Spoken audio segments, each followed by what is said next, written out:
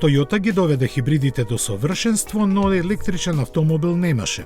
Се додека под знакот на Lexus го представи моделот UX300e. Предпазливо настапувајќи, јапонските инженери во целост го задржаа препознатливиот дизајн на малиот кросовер и се фокусираа на погонскиот систем. Тој располага со еден електромотор со 204 коњски сили сместен напред. Литиум-ионските батерии од 54,3 киловати овозможуваат автономија од дури 400 километри со едно полнење, за кое ќе требаат нешто повеќе од 8 часа.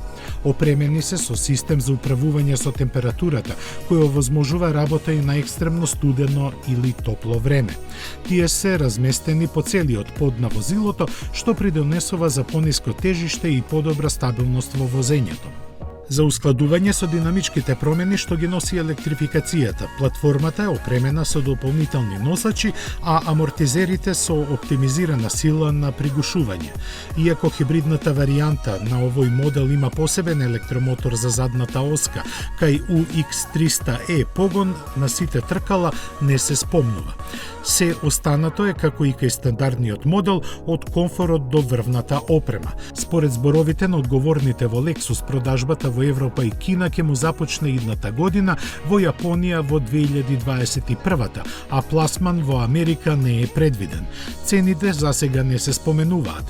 Појавувањето на овој модел е голем исчекор за Toyota, која досега цврсто се држаше само за хибридите. Одбиваше дури и да се обиде со плагин модел, но дојде време кога електрификацијата не смее повеќе да се игнорира. UX300e е само првиот чекор во новите технологии и наскоро ќе следат и други електрифицирани модели од двете марки.